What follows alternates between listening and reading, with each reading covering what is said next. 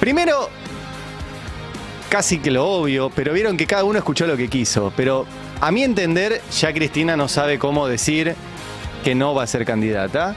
La próxima vez, no sé, se va a poner una remera, va a decir, no voy a ser candidata. Es bastante evidente y ayer lo dejó en una frase que dijo, yo ya di todo lo que tenía que dar. Voy a dejar eso al lado, porque vieron que todo puede pasar, es raro que ella se desdiga, que cambie de opinión, ya lo dijo, ya lo reafirmó y da todas las señales de que va a ser así. Pero me interesa hablar de lo que Cristina planteó ayer, y es de que tiene que haber un programa de gobierno. Tiene que haber un programa de gobierno. Yo leo ahí varias cosas. Primero, cuando Cristina plantea que tiene que haber un programa de gobierno, lo primero que pienso es que es una autocrítica de que no hubo programa de gobierno en este gobierno.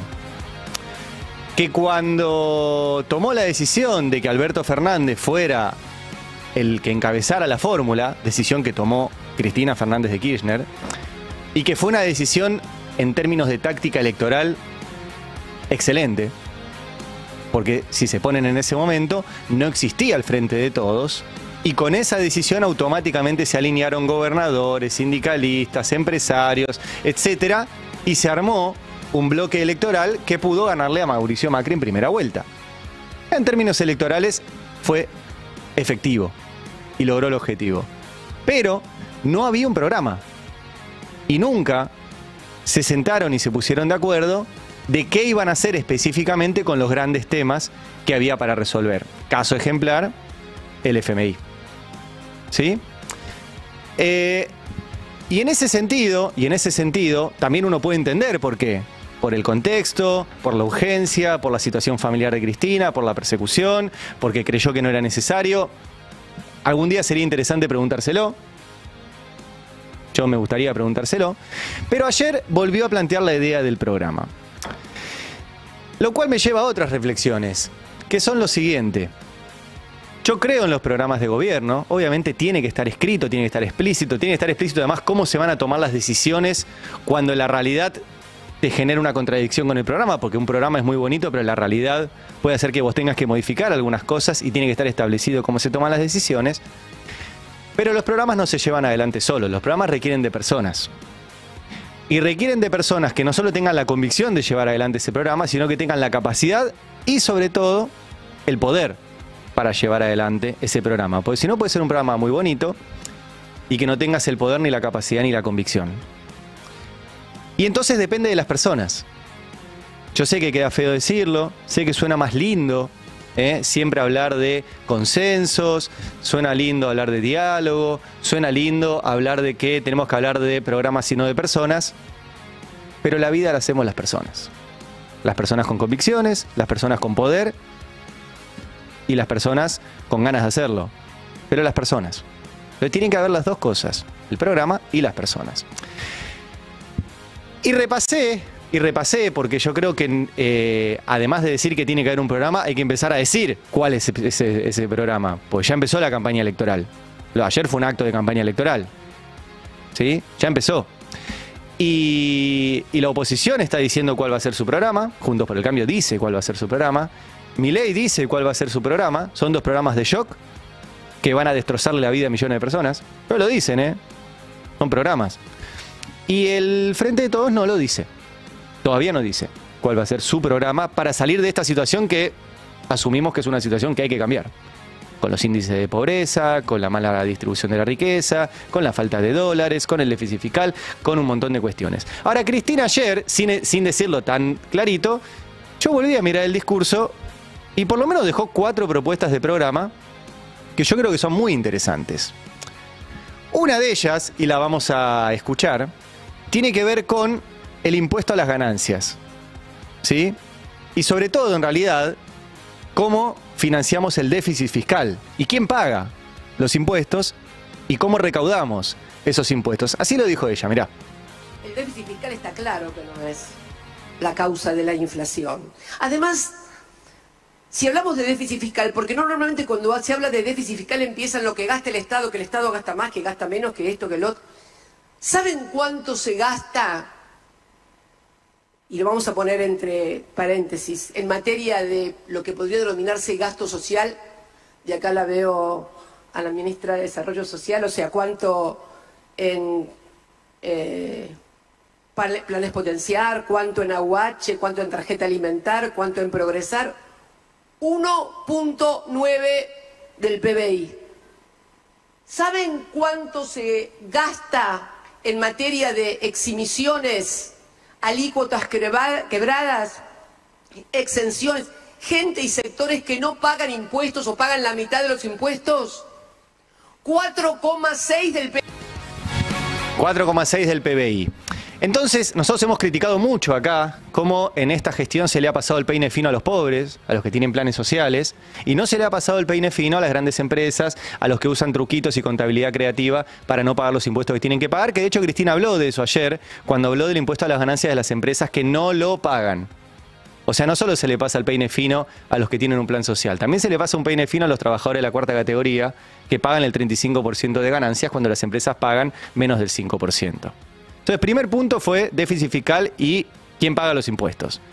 El segundo punto del que habló, importante como programa, es que tiene que haber competencia real en las áreas clave de la economía, como los alimentos. Y detalló sectores donde no hay, donde hay monopolios. Monopolios que obviamente forman precios. Por ejemplo, el de la leche. ¿Sí? Segundo punto. El tercer punto tiene que ver con los dólares. ¿Sí? Y habló mucho de los dólares y para qué se tienen que usar los dólares. De hecho, dijo que el ministro de Economía finalmente usó los dólares del Banco Central para lo que se tienen que usar, que es frenar las corridas bancarias y que eso no nos impacte en inflación. Pero también dijo, y justo ayer salió un informe del Banco Central que confirma ese dato, que la mitad de los dólares que se fueron por deuda de empresas privadas contraída entre empresas del mismo grupo. ¿Qué significa esto? Que una empresa X, ¿sí?, por ponerle Techin, para que se imaginen una, le devolvió plata que le prestó Techin, pero con sede en otro país. Es una típica maniobra de fuga de dinero. ¿Qué es lo que haces? Le pedís prestado a una empresa que también controlas vos en el exterior, te lo presta a una tasa altísima, pero vos tomás ese préstamo porque te presta 100 millones de dólares y vos le tenés que devolver 150. Entonces sacás los 100 que entraron, pero también sacás los 50 de intereses. Esa es una forma de fugar plata. Y el 50% de la guita de los dólares que se fueron así. Se fueron así. Y el cuarto punto que yo marqué, me parece importante como propuesta, es que hay que pagarle al FMI cuando haya superávit fiscal. Y que eso tiene que estar en la renegociación.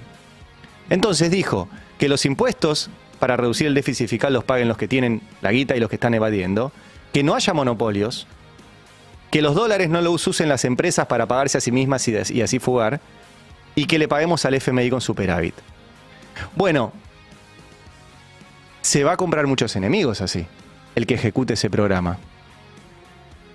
Porque gobernar, como también dijo ayer Cristina, es afectar intereses. Y todos los intereses que yo acabo de mencionar, impuestos, monopolios, dólares y FMI, involucran a las grandes corporaciones económicas de este país. Así lo dijo Cristina ayer, mirá. Uno, por ejemplo, toma solamente el gobierno de Néstor, el primero mío y el de Macri, el saldo es deficitario en 821 millones de dólares. 7.100 millones de dólares por la regulación. ¿Qué hicimos? No es que le sacábamos las utilidades, los obligábamos a reinvertir las utilidades en la República Argentina. Y ahora deberíamos, porque tuvimos un superávit comercial de 45.000 millones de dólares entre diciembre del 2019 y 45.000 millones de dólares. Pero una parte muy importante se fue en pago de la deuda privada de empresas privadas.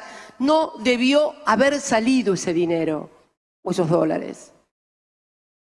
El argumento, que pero no se puede hacer que las empresas privadas tengan default. ¿Ustedes creen, sinceramente, que una empresa argentina que obtiene un crédito en dólares en el exterior, se lo dan en el exterior porque o es un préstamo de las propias empresas o es un préstamo que está apalancado por fondos en el exterior. ¿Quién va a prestar miles de millones de dólares si no están apalancados en el exterior con una garantía? Lo que pasa que después pagan con los dólares que deberían estar dedicados a la industria para sostener la actividad económica para pagar deuda. Claro que se podría haber evitado. Seguramente se habrían enojado algunos.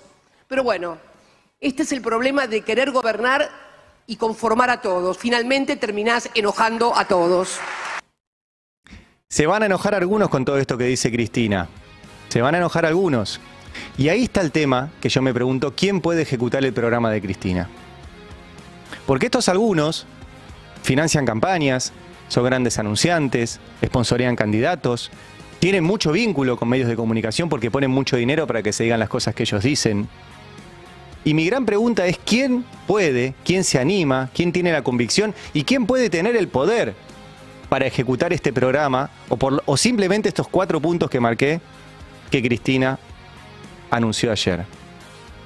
¿O puede hacerlo solo Cristina? Un país unido por la radio.